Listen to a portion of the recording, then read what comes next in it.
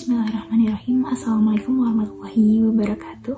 Kepada yang terhormat Bapak Opik Taufikur Rahman, SSI MBiotek, selaku dosen pengampu mata kuliah Bioinformatika tahun 2023, saya Nurul Aulia Tahta dengan NIM 1207020088 beserta Tia Mutiara dengan NIM 1207020079 ingin menjelaskan sedikit artikel mengenai in silico analysis of single nucleotide polymorphisms in human GCH1 gen. Baiklah, latar belakang dari penelitian ini yaitu Dope Responsive Dystonia DRD, juga dikenal sebagai sindrom segawak, merupakan kelainan bawaan dengan prevalensi 0,5 sampai 1 juta per tahun di seluruh dunia.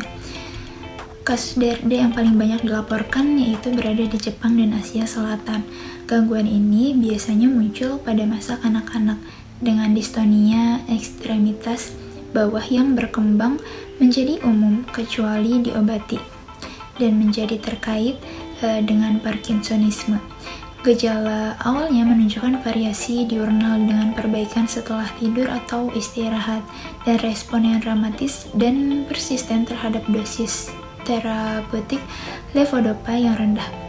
DRD ini memiliki dua mode pewarisan, yaitu domi autosomal umum bentuk NAN yang disebabkan oleh mutasi heterozigot pada gen GTP glycohydrolase 1 dan lebih jarang pada sepiaptein gen reduktase. Bentuk autosomal resesif disebabkan oleh mutasi homozigot atau senyawa heterozigot dari gen tirosin hidroksilase. GTP ini bertanggung jawab untuk langkah pertama dalam biosintesis terahidrobiopterin yang merupakan kofaktor penting untuk tirosin TH, yang merupakan enzim pembatas laju dalam biosintesis dopamin. Dengan demikian, kadar BH4 yang rendah karena mutasi pada gen GCH1 dapat menyebabkan penurunan sintesis dopamin dan disfungsi transmisi neurokimia dopaminergic nigrostriatal. Gen GCH1 terletak pada kromosom manusia 14 yang mencakup sekitar 30 kb DNA genomik dengan 6 ekson. Lebih dari 90 mutasi independen telah diidentifikasi pada gen GCH1 pada pasien dengan DRD, terletak di seluruh 6 ekson gen dan pada situs sambatan intron. Adapun penelitian ini bertujuan untuk menganalisis variasi genetik yang dapat mengubah ekspresi dan fungsi gen GCH1 dengan menggunakan metode komputasi. Selanjutnya ada metodologi. Dalam jurnal ini dijelaskan pertama, pengumpulan data. Informasi tentang SNPS atau Single Nucleotide Polymorphism dari gen GCHI itu diperoleh dari database NCBI pada bulan Juni 2020. Kemudian format pasta dari protein GCHI itu diperoleh dari database UniProt-KB dari Xpasi. SNPS non-silenim kemudian dianalisis menggunakan berbagai alat. Dalam jurnal ini disebutkan ada SIFT, Polypen2, Provean, SNPS NGO, Imutan, Nupro, Project Hope, dan Swiss PDB Viewer. Sedangkan SNPS pada wilayah 3 UTR dan 5 UTR itu dianalisis menggunakan software Polymi RTS. Nah, untuk software yang pertama menggunakan Genemania. Genemania ini merupakan perangkat lunak bioinformatika online yang memprediksi hubungan antara suatu gen masukan dengan gen lainnya menggunakan kumpulan data asosiasi fungsional yang sangat besar, termasuk interaksi protein, genetik fisik, kolokalisasi, dan kesamaan domain protein. Adapun penggunaan dari Genemania ini cukup mudah. Pertama, pengguna perlu memasukkan nama gen yang ingin diuji ke dalam kolom pencarian. Setelah itu, Genemania akan menghasilkan grafik yang menunjukkan interaksi dan hubungan antara gen tersebut dengan gen lainnya. Dalam database, menggunakan berbagai data asosiasi fungsional. Selanjutnya, dilakukan prediksi kepatogenan. Nah, untuk memprediksi kepatogenan dari gen GCHI ini digunakan 3 alat bioinformatika, yaitu Shorting Intolerant from Tolerant atau disingkat SIFT, Protein Variation Effect Analyzer, atau Proveen, dan Polymorphism Phenotyping V2 atau PolyPen2.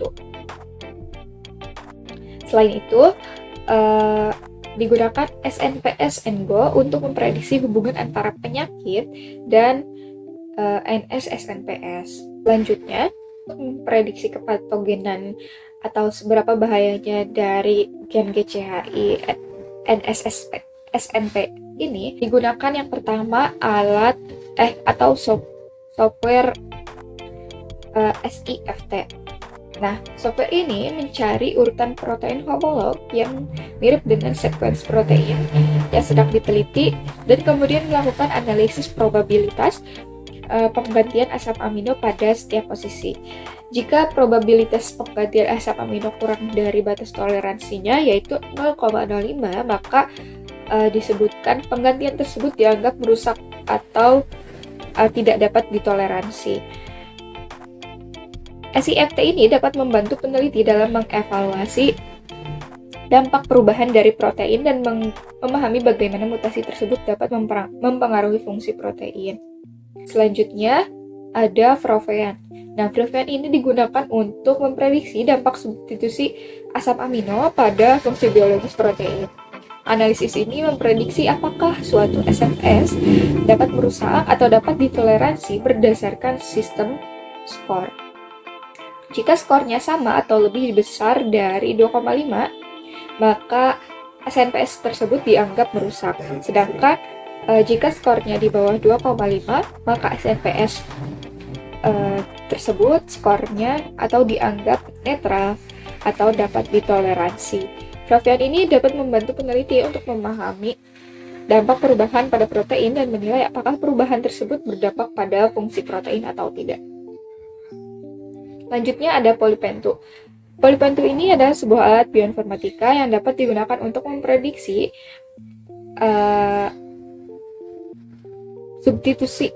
dampak substitusi asam amino pada struktur fungsi protein manusia.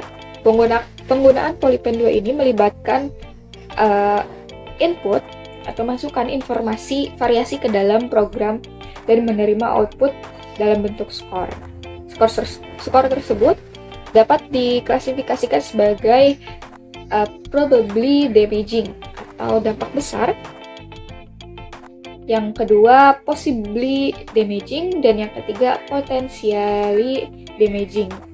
Skor dengan nilai yang lebih besar dari 0,96 itu dianggap probably damaging, sedangkan skor dengan nilai antara 0,2 dan 0,96 dianggap possibly damaging atau dampaknya sedang, dan jika skor dengan nilai 1,25 dan 1,49 itu dianggap potensial damaging atau berpotensi besar.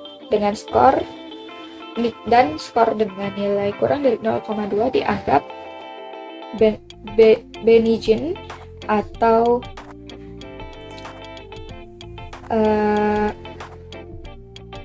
tidak berdampak signifikan. Selanjutnya ada SNPS-NGO. Nah, SNPS-NGO ini merupakan metode akurat yang berbasis mesin vektor pendukung, ada SVM, yang digunakan untuk memprediksi apakah suatu substitusi asam amino mungkin berhubungan dengan penyakit atau tidak. Metodenya sama, penggunaan skor. Skor prospek yang lebih tinggi dari 0,5 itu mengindikasikan bahwa SNP yang diuji tersebut terkait dengan penyakit. SPNS-NGO ini dapat digunakan dengan mengunjungi situs web mereka. Pengguna dapat memasukkan informasi tentang SNP yang ingin dianalisis, seperti lokasi, perubahan asam amino, dan informasi genetik lainnya. Kemudian, algoritma dari SNPS-NGO akan diterapkan pada informasi tersebut untuk memprediksi apakah SNP tersebut berkaitan dengan penyakit atau tidak. Hasil prediksi kemudian akan ditampilkan kepada pengguna. Selanjutnya ada protein stability prediksi. Mutasi itu dapat menyebabkan perubahan pada kestabilan struktur protein untuk memeriksa kestabilan protein akibat NSSNP. Sehingga digunakan dua server online, yaitu eMutant Suite 3.0 dan MuPro. Yang pertama, eMutant 3.0. Nah, server eMutant merupakan alat atau mesin vektor dukungan online untuk memprediksi perubahan stabilitas protein secara otomatis saat terjadi mutasi pada suatu situs.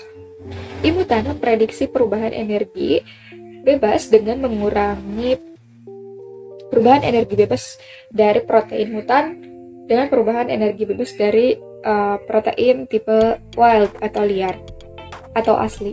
Sekuen FASTA protein perubahan asam amino dan posisi mutasi itu digunakan sebagai input untuk memprediksi efek mutasi pada stabilitas. Adapun penggunaan eMutant ini, yang pertama membuka website eMutant 3.0, kemudian memasukkan urutan FASTA dari protein yang ingin dianalisis pada kontak input atau sequence. Kemudian urutan FASTA dapat diperoleh dari database publik seperti Uniprot. Kalau selanjutnya pilih tipe protein pada kontak input tipe protein, dipilih protein apakah itu termasuk globular untuk protein globular dan pilih membran untuk protein tipe protein membran. Selanjutnya memasukkan nomor posisi mutasi pada kontak input. Nomor posisi mutasi ini sesuai dengan urutan asam amino protein yang ingin dimutasi pada asam amino yang terdapat pada posisi mutasi pada kotak input atau mutate residue. Selanjutnya mengklik tombol submit untuk memulai analisis. Hasil analisis akan muncul pada halaman berikutnya, termasuk nilai energi bebas perubahan atau DDG dan prediksi efek mutasi pada stabilitas protein. Selanjutnya menggunakan MuPro. MuPro ini menggunakan program support vector machine atau SVM dan jaringan saraf untuk memprediksi perubahan pada kestabilan protein sebagai hasil dari mutasi pada suatu situs. Skor positif menunjukkan peningkatan kestabilan, sedangkan skor negatif itu menunjukkan bahwa mutasi mengurangi kestabilan protein. Input atau masukan yang digunakan adalah urutan FASTA protein, nama mutasi, posisi mutasi, asam amino asli, dan asam amino pengganti untuk memprediksi efek mutasi pada kestabilan protein. Penggunaannya sama, dibuka dulu situs web MuPro di http://mupro.hsqt.edu, pilih submit job, kemudian masukkan informasi yang diperlukan seperti email, judul pekerjaan, dan file FASTA protein. Kemudian file FASTA harus diisi dengan urutan asam amino dari protein yang diinginkan. Selanjutnya pilih opsi single point mutation dan masukkan posisi asam amino asli dan asam amino pengganti yang diinginkan. Selanjutnya pilih opsi pengaturan yang diperlukan seperti penggunaan SVM dan jaringan saraf tiruan. Dan terakhir klik submit job untuk memulai analisis. Setelah selesai, kita akan menerima email dengan hasil analisis. Selanjutnya ada software Project Hub, di mana Project Hub ini adalah sebuah server analisis mutasi otomatis yang digunakan untuk menganalisis efek struktural dari mutasi yang dimaksudkan. Server ini menyediakan visualisasi struktur 3D dari protein yang akan dimutasi dan memberikan hasil dengan menggunakan server prediksi Uniprot dan DAS. Adapun input untuk Project Hub ini adalah urutan protein dan pemilihan varian wild atau liar dari mutan. Server tersebut akan memprediksi output dalam bentuk variasi struktural antara residu mutan dan tipe liar. Selanjutnya ada Swiss PDB Fiber. Nah, software ini digunakan untuk menghasilkan model yang dimutasi dari struktur protein yang dipilih untuk penggantian asam amino yang sesuai. Server ini juga menggunakan GROMACS sebagai medan gaya default untuk perhitungan minimisasi energi. Nilai root mean square deviation atau RMSD dihitung melalui Swiss PDB fiber antara struktur protein liar dan mutan. Oke, next ada PolyMIRTS. Nah, ini merupakan sebuah database yang mengintegrasikan prediksi polimorfis 3 UTR dalam mikroRNA dan situs target mereka. Situs target miRNA yang polimorfik dibagi menjadi 4 kelas. Yang pertama itu dikategorikan sebagai D atau alel turunan yang mengganggu situs miRNA yang terjaga. Kemudian ada N. Nah, untuk D tadi itu alel leluhurnya dengan dukungan lebih besar dari 2. Dan selanjutnya ada N alel. N alel ini merupakan alel turunan yang mengganggu situs miRNA yang tidak terjaga dengan alel leluhur dengan dukungan kurang dari 2. Selanjutnya ada C alel. C alel ini alel turunan yang membuat situs miRNA baru, dan ada juga O alel. O itu merupakan alel leluhur yang tidak dapat ditentukan.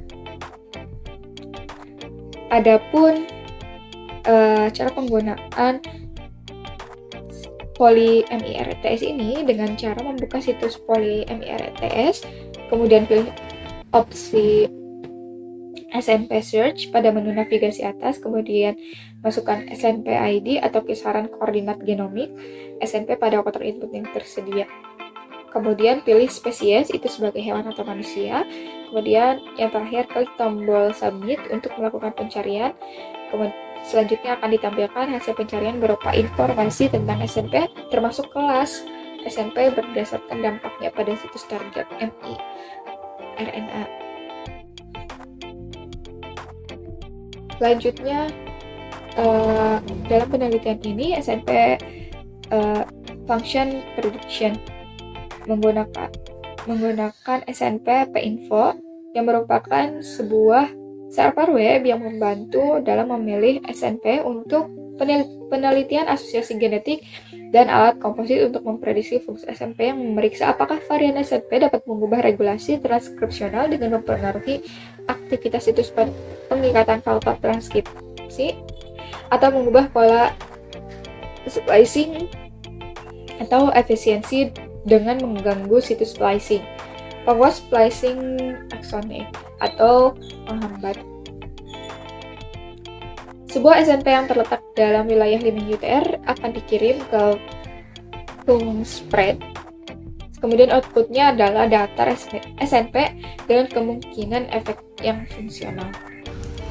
Baiklah, selanjutnya kami akan membahas tentang hasil dan pembahasan yang diperoleh pada artikel ini.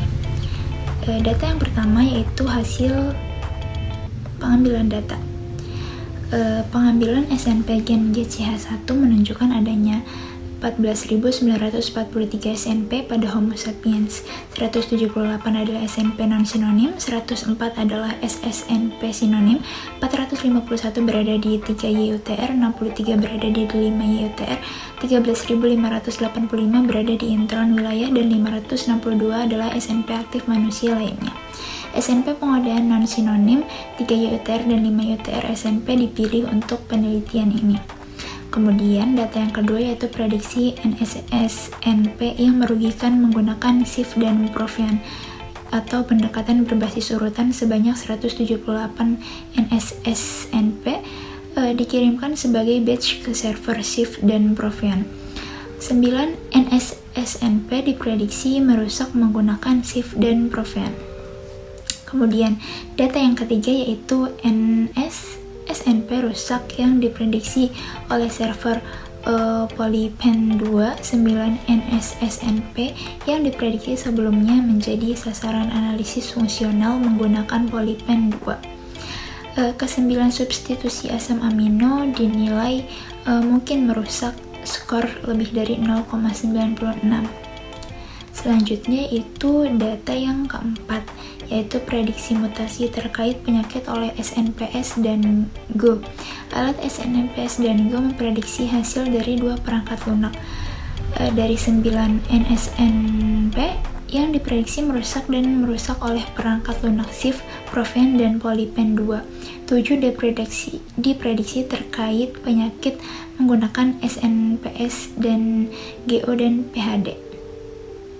Kemudian data yang selanjutnya yaitu yang kelima, analisis stabilitas protein dengan imunan 3.0 dan MuPro 3.4 NSSNP rusak yang diprediksi oleh server Polypen 2. Ketujuh, NSSNP yang diprediksi sebagai penyakit terkait di SNPS dan Go dan PHD diserahkan ke server iMutant 3.0 dan MuPro. iMutant 3.0 memprediksi bahwa 5 NSSNP menurunkan stabilitas efektif protein dan 2 NSSNP diprediksi meningkatkan stabilitas protein, sedangkan MuPro memprediksi bahwa semua NSSNP menurunkan stabilitas protein. Selanjutnya di sini terdapat gambar yaitu interaksi fungsional antara gen GCH1 dan gen terkaitnya. Nah, masing-masing di gambar ini memiliki fungsi sesuai dengan berdasarkan warna, yaitu ada warna merah, biru, kuning, ungu, hijau, dan juga warna merah muda. Selanjutnya di sini terdapat tabel. Tabel ini merupakan tabel deskripsi gen yang diekspresikan bersama dengan jaringan gen GCH1. Nah, masing-masing tabel ini yaitu ada simbol, keterangan, dan juga ekspresi bersama. Nah, masing-masing simbol ini memiliki keterangan dan juga simbol yang berbeda. Simbolnya ada yang memiliki simbol dan ada pula yang tidak memiliki simbol. Nah, selanjutnya ini ada 2 gambar. Gambar yang pertama itu merupakan gen-gen yang berinteraksi secara fisik dengan gen GCH1, kemudian gambar di sebelahnya itu gen yang diekspresikan bersama dengan gen GCH1. Lihat perbedaan dari garis-garis pada gambar tersebut. Selanjutnya di sini juga terdapat tabel 2. Nah, tabel ini merupakan tabel fungsi gen jaringan GCH1 dan penampilannya dalam jaringan dan juga genom. Tampilannya seperti gambar yang terlihat, yaitu ada VAUR, FDR, gen dalam jaringan, dan juga gen masuk genom. Baik, selanjutnya Swiss PDB VAUR, struktur dari PDB itu dimasukkan ke dalam PDB Swiss VAUR untuk dianalisis struktural lebih lanjut. Terdapat 7 NSSNP yang dipilih, kemudian dipetakan dalam perangkat lunak dengan mengganti asil amino dengan mutannya dan diuji untuk sifat yang berbeda. SNP di wilayah 3 cm dan dari gen GCH ini dikirimkan sebagai batch ke server PolyMIRTS. Nah, untuk prediksi fungsi SNP, keluaran atau output perangkat lunak itu menunjukkan bahwa di antara 63 SNP di wilayah 5 cm pada gen GCHI, 2 SNP itu diprediksi signifikan secara fungsional. Selanjutnya, dalam penelitian ini, variasi patogenik yang mungkin terjadi pada gen GCHI yang terkait dengan DRD itu diprediksi. Ada 42 SNP yang ditemukan dapat merusak atau mengganggu situs pengikatan miRNA dan mempengaruhi situs pengikatan faktor transkripsi oleh berbagai perangkat lunak. 33 SNP di 3 UTR adalah ditemukan sebagai baru. Nah, mereka memainkan peran penting dalam ekspresi gen dengan mempengaruhi lokalitas, stabilitas, ekspor, dan efisiensi translasi mRNA. Selanjutnya, di sini ada model 3D 3 dimensi oleh software Project Hope untuk protein GCHI. Dapat dilihat di sebelah kiri atas itu merupakan contoh dari perubahan arginin menjadi triptopan pada posisi sekuen 88 yang dapat berdampak pada efek perusakan karena peningkatan ukuran dari dan hidrofobitas residu mutan serta lokasinya pada domain yang terjaga atau secure. Selanjutnya kesimpulan dalam penelitian ini, dalam studi in silico analisis polymorphism nukleotida tunggal atau SNP pada gen GCHI manusia ditemukan 42 SNP yang berpotensi patogen dan terkait dengan dopa responsif dystonia atau DRD. Ditemukan dari 42 SNP tersebut, 7 adalah NS-SNP atau non-synonymous dan 33 terdapat pada wilayah 3 UTR dan 2 SNP pada wilayah 5 UTR. Analisis menggunakan berbagai alat bioinformatika menunjukkan bahwa SNP tersebut dapat merusak, mengganggu situs pengikatan miRNA dan mempengaruhi aktivitas situs pengikatan faktor transkripsi. Selain itu, 33 SNP pada wilayah 3 UTR merupakan SNP yang baru yang berperan penting dalam ekspresi gen dengan mempengaruhi lokalisasi, stabilitas, ekspor, dan efisiensi translasi mRNA. Namun, 2 SNP pada wilayah 5 UTR itu tergolong clear saat dicari di ClinVar. Hasil ini dapat membantu dalam pemilihan SNP prioritas untuk pencegahan penyakit genetik serta memberikan wawasan lebih dalam kajian atau ilmu tentang peran gen GCHI dalam DRD. Baiklah, mungkin itu saja yang bisa kami sampaikan. Kurang dan lebihnya mohon maaf. Semoga video ini bermanfaat. Wassalamualaikum warahmatullahi wabarakatuh.